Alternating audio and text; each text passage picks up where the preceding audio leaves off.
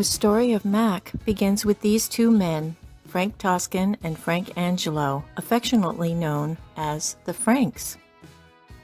Frank Toscan was born in Italy in 1951. His family moved to Canada when he was 6. As a child, Frank became the translator for his parents and also the babysitter for his 3 younger siblings. He resented his lifestyle at home and was a rebellious teen, but later he was grateful for the strong work ethic and drive it gave him as an adult. He studied hairdressing and architectural design later, pursuing makeup and artistry and photography.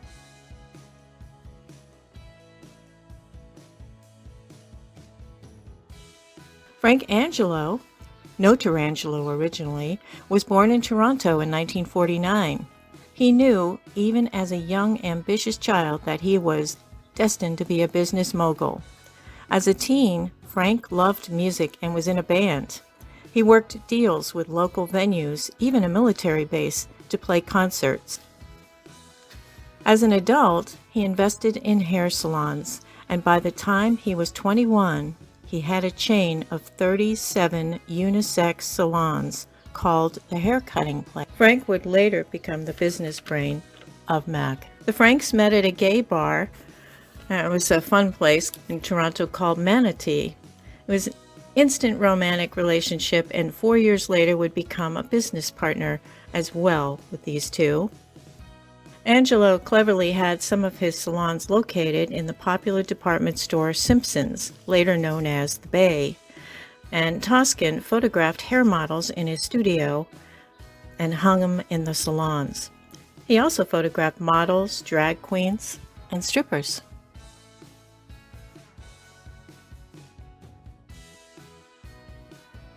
Toscan wanted to develop hair products for the salons. His sister Julie, who worked at the salon, was dating a chemistry student named Vic Casali. Together, Toscan and Vic formulated a new shampoo called Hairdresser's Choice. This led to creating more products to be sold at the salons and was used by the stylists. Hair salons use a lot of towels, and Angelo decided it would be cheaper to buy a building that housed a laundromat. This building also was a warehouse for hair tools and products and was turned into a distribution center of sorts. Towel service was offered for salons all over town. The upper rooms were used to create new products and also Toscan's photo studio. Toscan's hair products were popular and sold well. His close friend, singer Gladys Knight, asked for help. She needed a hair strengthening product for her hair, which was damaged from some of the harsh hair products and straighteners available at the time for black hair. Toscan and Casali created Formula K, and he sold it at trade shows and markets right out of the back of a truck. I always wondered if the K was for Knight of Gladys Knight. On a trip to Beverly Hills, Toscan noticed a display of colorful makeup in his favorite store, Fiorucci. The brand was Il Maquillage. He asked about distributing the line in Canada and flew to the New York head office to strike a deal. Even yours truly likes this brand. He would import Il Maquillage. Toscan rented space in Simpson's department store near the teen clothing section. His makeup was not like the more conservative high-end brands of the day, so he was put in a separate floor. Toscan incorporated this new makeup business under the name Makeup Art Cosmetics.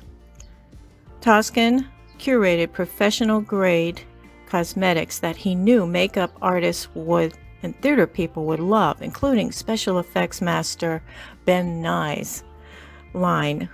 He was a proven theater supplier and thought that it would complement the bright colors and mattes of the Il Maquillage makeup. A sign that read Makeup Art Center was placed around his booth. He would later shorten it to 3 letters, MAC. With the Canadian dollar dropping in value, it became too expensive to keep importing Il Maquillage from the USA. He decided to drop the Eau Maquillage line and knew he needed to replace it with something comparable fast. Theater makeup of the day was thick, greasy, and often went shiny on the skin under hot lights. He needed highly pigmented, matte makeup that showed well in photos and on stage. And it had to be healthier for the skin, as greasy makeup caused skin breakouts, and he decided to create it himself. Toscan remembered Gladys Knight's difficulty finding a good skin tone makeup match and how so many darker skinned people had limited choice of colors, textures, and formulas. He was inspired to create this new makeup line for the drag queens, models, actors, musicians, makeup artists, goths, and fashionistas he saw on the streets of Toronto and in the clubs. Lighter-skinned blondes seemed to be the target audience for most makeup companies of the day, and Toscan found them to be boring and too much alike in shades and formulas.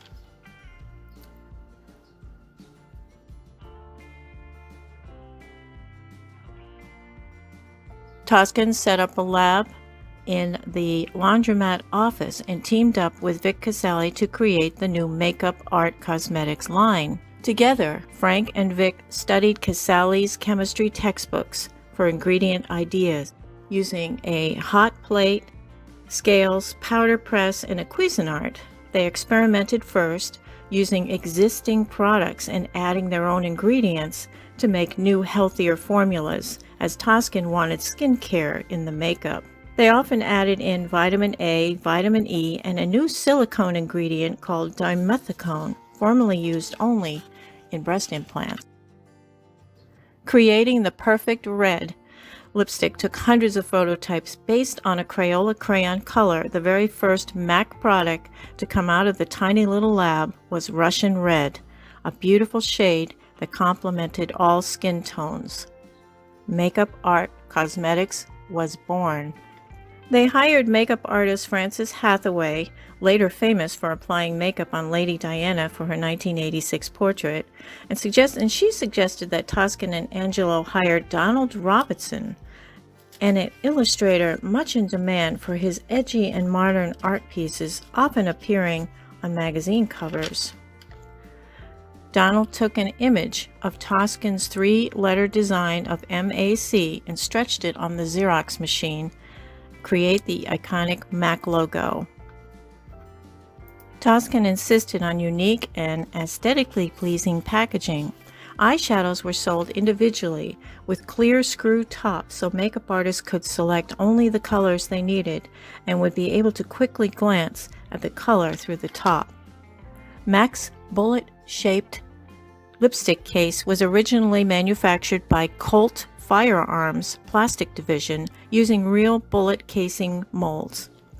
MAC products are also never tested on animals. Toscan relied on human testing and feedback from the makeup artists and stylists. Outer packaging showed all the ingredients because MAC had nothing to hide. This was highly unusual for the cosmetic industry at this time in the 1980s.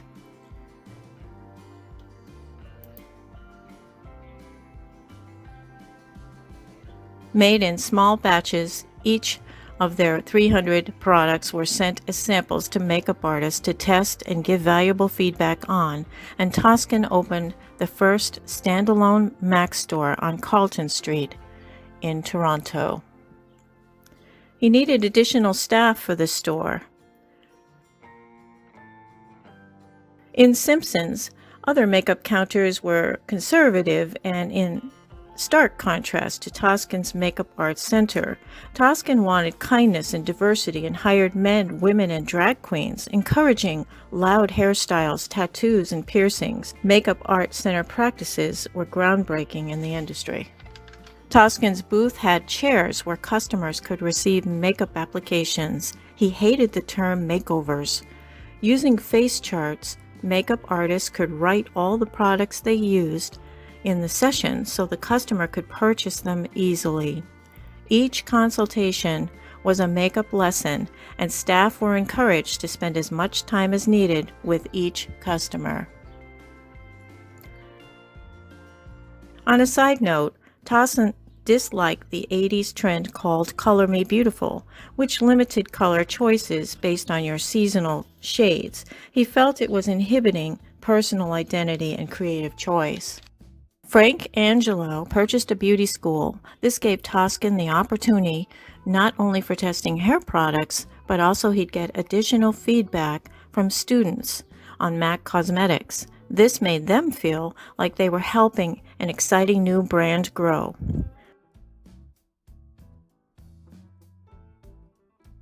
Toscan released a video on how to apply makeup on VHS.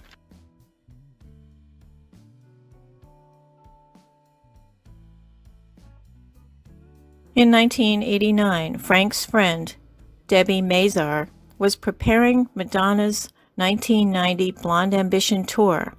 Debbie asked Toscan for a red lipstick that could withstand hot stage lighting and have the staying power to last through Madonna's grueling physical performances. He gave her MAC's star product, Russian Red lipstick, and when Madonna revealed to the press her lipstick brand, MAC was inundated with her fans buying up products. Toscan's phone rang off the hook with requests from potential retail partners. Henri Bendel in New York convinced Toscan to place a MAC counter in their USA store. Toscan admired Bendel's creative sourcing and product risks. Frank hired his New York MAC staff to man the booth, and he flew there every weekend to monitor the team and listen to customer feedback. He was a very hands-on approach kind of guy. MAC was also placed in Nordstrom stores in the U.S. and became really popular. A Nordstrom side story is that a male MAC staffer came to work one day wearing makeup, and Nordstrom fired him. Linda Ronstadt knew him and staged a protest in front of the store. He was rehired, and the HR policies were rewritten to be more flexible. Naomi Campbell helped spread the word about all the great shades in the MAC line for darker skin tones. And MAC had a good reputation with the LGBTQ community as well because of their inclusive store practices and policies. Toscan worked with designers, stylists, makeup artists, journalists, and media personalities to help grow the brand. While MAC did not advertise, they gained popularity from unsolicited celebrity endorsements, such as Cher, Boy George, Janet and Michael Jackson, Pamela Anderson, and Deborah Harry, among others. With over $10 million in sales, Toscan opened a standalone store for MAC in New York. The Franks hired well-known makeup artist Jane McKay and trained her to train the staff. To this day, she remains the senior trainer at MAC.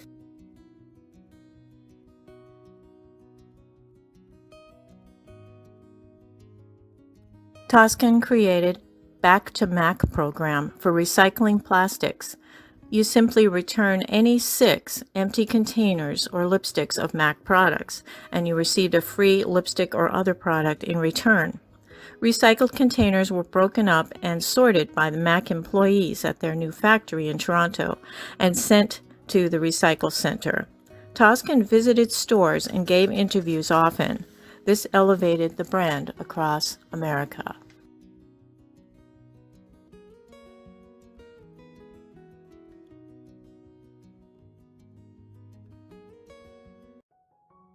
In the 1980s, AIDS, formerly known as GRID, gay-related immune deficiency, spread rampantly through the art community.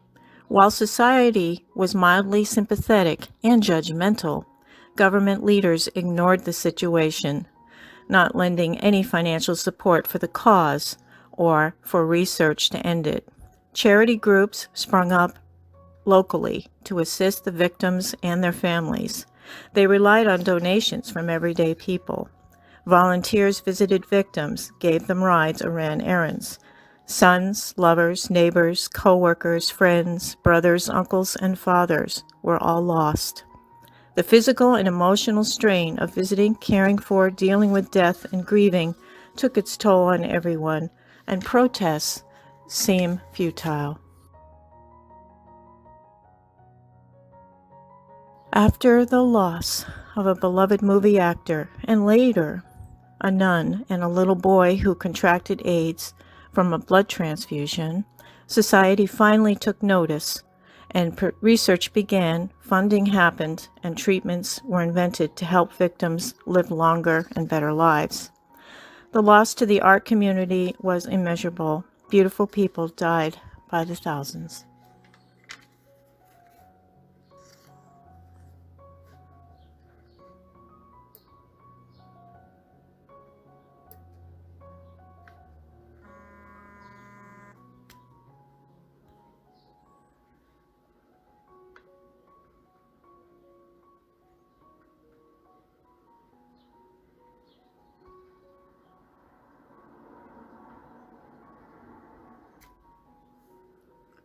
Determined to help raise money for local AIDS groups, the art community organized an event called Fashion Cares.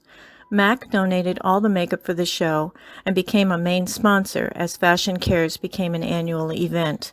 Proceeds from the show helped ACT groups and AIDS charities with much-needed funding. A collectible t-shirt signed by designers was sold for charity as well, and MAC often created t-shirts to sell in their shops. Frank Angelo started the MAC AIDS Fund. Money received from events, special product sales, and projects would go to every AIDS HIV-connected charity in Toronto. MAC, Kids Helping Kids. They gave children affected by AIDS all the materials and art supplies to create Christmas cards.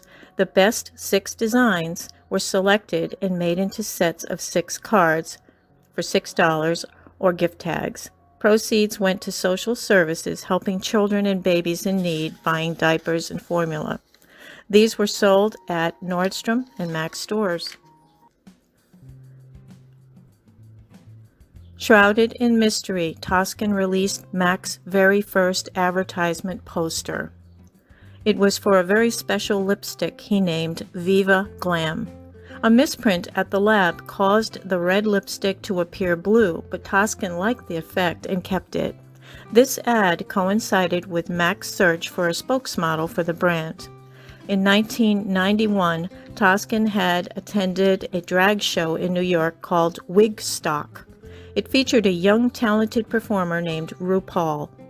As the first man ever to be the face of a cosmetics company, RuPaul was perfect. He was a man, a woman, a drag queen, and he was a star. RuPaul was photographed spelling each letter of Viva Glam using his body. It was quite controversial for the day, especially the letter M. So instead of posters, which some of the shops refused to put up, Toscan printed up color postcards, and they had them at the counters to announce the release. Viva Glam was based on Russian red and had a special case and a box.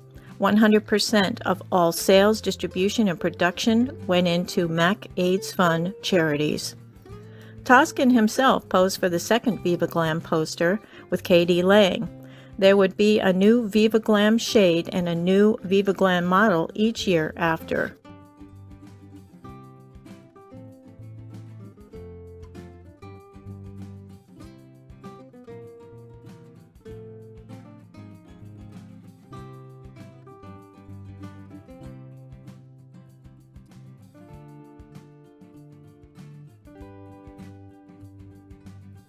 Viva Glam celebrated their 25th anniversary using model Winnie Harlow, recreating RuPaul's iconic letter poses. The case was updated with glitter and a 25th year logo. MAC's AIDS Fund has raised around $500 million over the course of 27 years. MAC also sponsored other charitable events, such as a benefit PETA fashion show, People for the Ethical Treatment of Animals.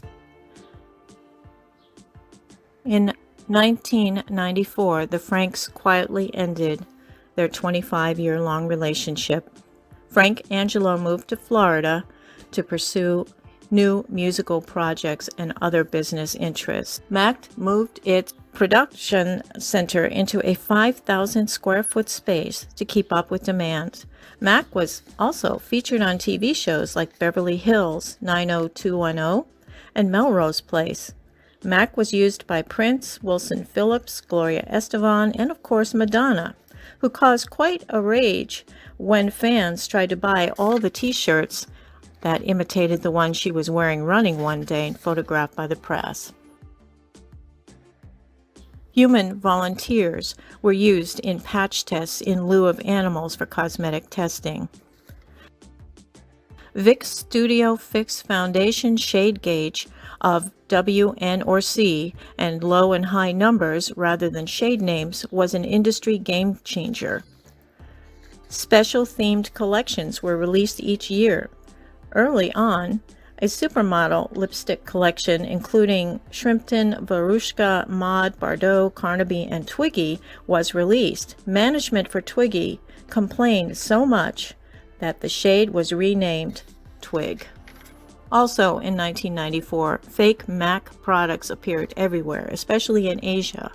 Mac was losing a grip on legal regulations, and the Franks decided to partner with a large company that was experienced to assist with this legal mumbo-jumbo and a global expansion due to interest of their line around the world. Leonard Lauder of Estee Lauder bought 51% of Mac for $38 million. It was agreed that Toscan would remain creative director and Angelo would oversee business deals. They were told they could run the business freely and Estee Lauder will help them expand globally. In 1996, MAC cosmetics were used for the New York Fashion Week for the first time.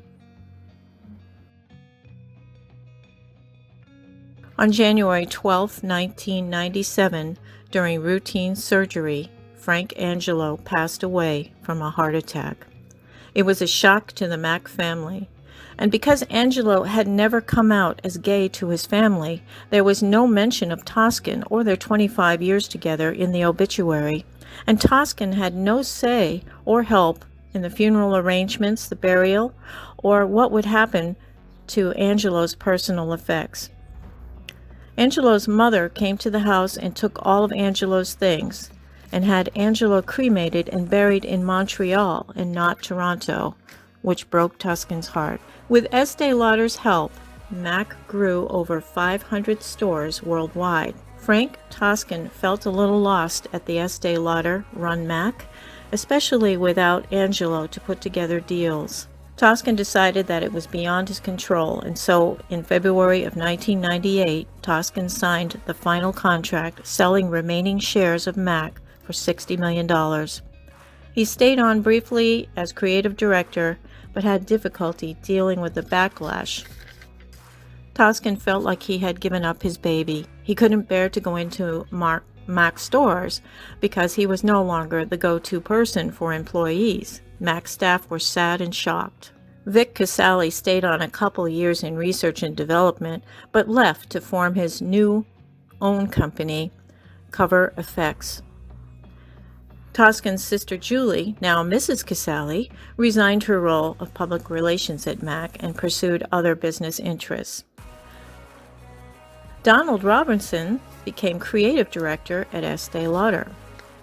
Estee assigned John Dempsey as MAC president in 1998, and he eventually would be overseeing the MAC AIDS Fund. A new creative director was brought on MAC, James Gager, and he has successfully continued MAC's edgy experimental horizons. Many collections came out under his direction.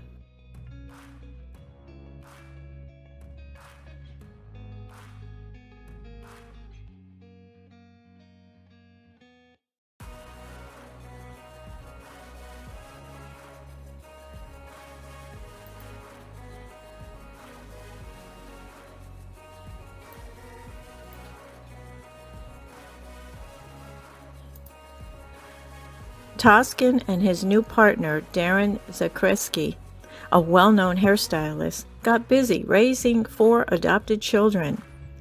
Jared, Crystal, Greg, and Kyle, and are enjoying domestic life. Fashion Cares ended its annual event with a huge farewell concert bash featuring Elton John. In 2015, ever moving forward, Toscan teamed up with nutritionist Josh Braun to open the health restaurant Impact, which features nutritious, easy-to-digest foods in modern format like Power Bowls and Paleo. In 2017, Ulta began selling Mac in its standalone stores and online. Visit a Mac store or scroll through their online site to peruse high-quality, modern products, chat with a makeup artist or get a makeup lesson, and take a virtual try-on. It's full of great ideas.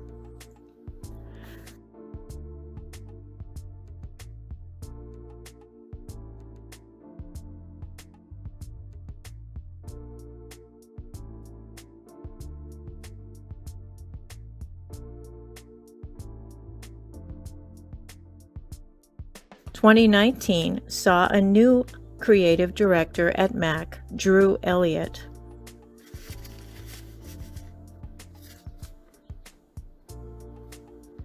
In 2021, the biggest surprise happened. In February, it was announced that Toscan was teaming up with Vic Casale once again to create and release a makeup line called Mob, M-O-B. Mac has long been the industry standard by which all others compare themselves. With the emergence of new high-quality brands, such as Pat McGrath, Charlotte Tilbury, Natasha Denona, Urban Decay, and others, Mac has lost some customer interest due to the newest flavor of the week releases. But Mac has been consistent, innovative, inclusive, and charitable, and has changed the cosmetic industry forever. I will always be grateful for the contribution of Frank Toscan and Frank Angelo to the beauty community. If asked what brand I would buy if I could only buy one brand in the whole world, it would surely be Mac.